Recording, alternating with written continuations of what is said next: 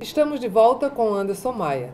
A gente, quando foi para o intervalo, ficou com a pergunta se você acredita que o Estado Democrático de Direito está ameaçado. Miriam, eu acredito principalmente por tudo que a gente vem acompanhando.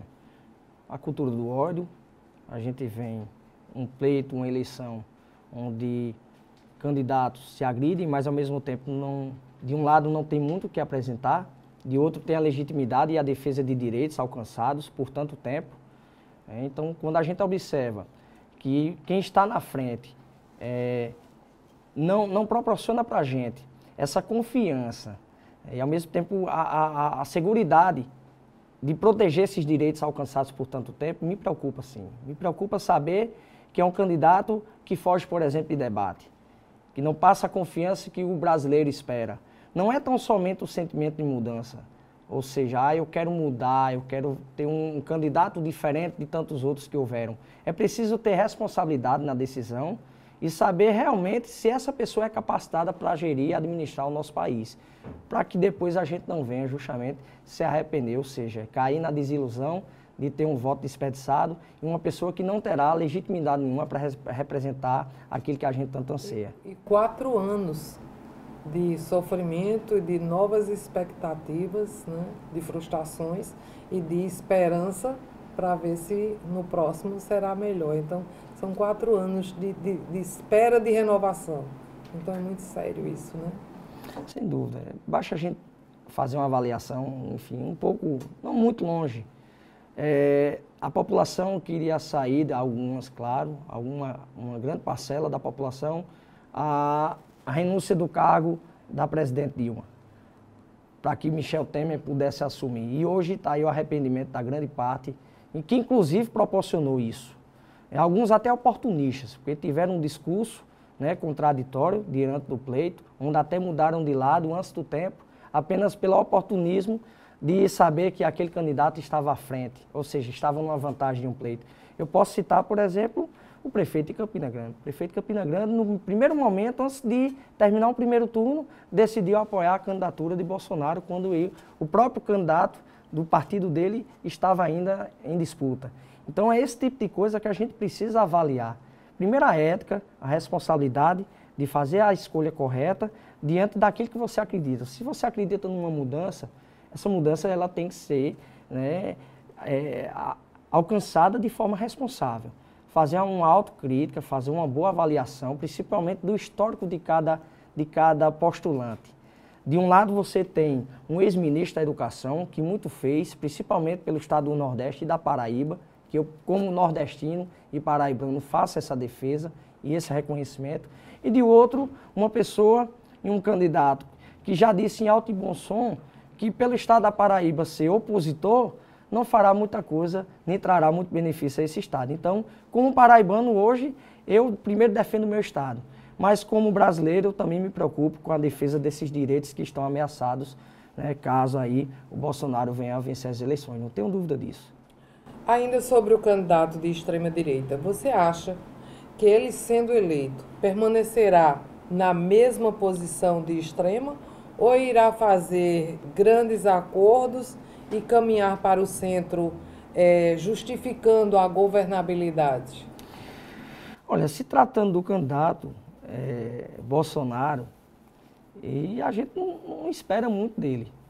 Ele é um cara imparcial, tem um discurso contraditório. Volta e meia você pega justamente a contradição dessas falas, que uma hora diz uma coisa, outra diz outra. É claro que a gente sabe que como presidente eleito ele vai ter que ter a participação, né, e a contribuição de outros partidos, né, de outros segmentos. É claro que ele vai ter que se adaptar a isso. Me preocupo, claro, com esse tipo, né, de posicionamento, mas ao mesmo tempo a gente vai estar aqui, mesmo pequeno como vereador, mas como um filho do nosso país, poder dar a nossa sugestão, né, e cobrança daquilo que a gente precisa fazer. Eu acredito que a gente vive um momento difícil na política e no país, mas que precisa de uma grande reflexão.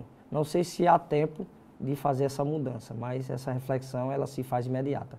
O governador Ricardo Coutinho é considerado um fenômeno, um verdadeiro gênio da política. A que você atribui isso? Bem, sem dúvida, isso era uma coisa que inclusive era questionável. Até mesmo para quem hoje faz parte do corpo político da cidade de Campina Grande. Muito se questionava, inclusive, né, a votação de Ricardo e Vitórias, principalmente com relação ao governo do estado.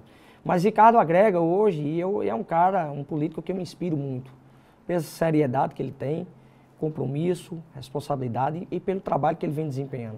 Um trabalho que começou lá atrás, não é uma coisa que está sendo reconhecida agora depois de um pleito vitorioso e exitoso, não é.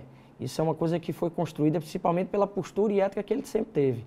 É um cara que vem do movimento social, que sempre olhou pelo social. Hoje é a maior liderança política do estado da Paraíba e me orgulho muito em participar e contribuir desse projeto.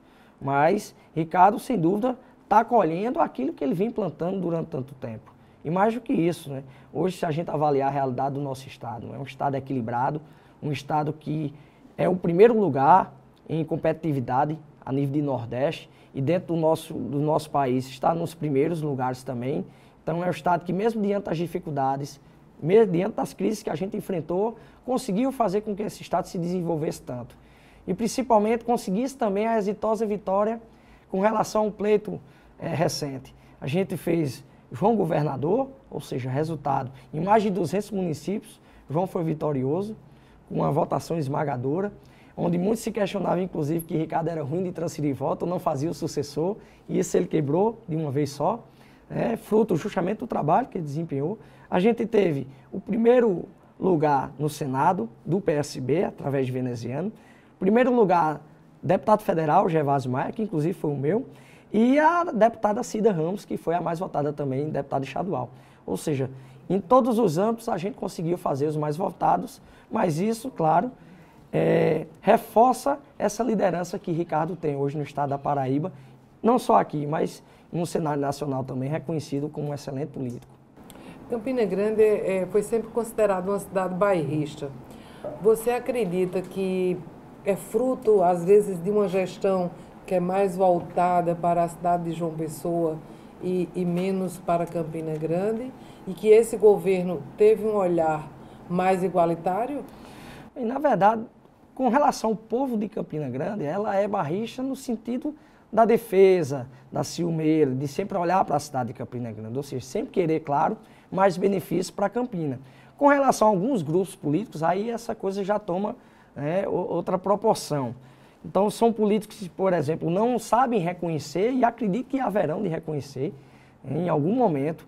E aí, a cidade reconheceu, por exemplo, através da votação de João, do trabalho que Ricardo desenvolveu e levou para Campina. Foram investidos quase 2 bilhões de reais em obras e ações dentro da cidade de Campina Grande. E aí, para as pessoas terem até noção que seria isso, foram investidos em uma só gestão, na gestão de Ricardo, mais do que, por exemplo, a gestão de Cássio e Maranhão juntos na cidade de Campina Grande.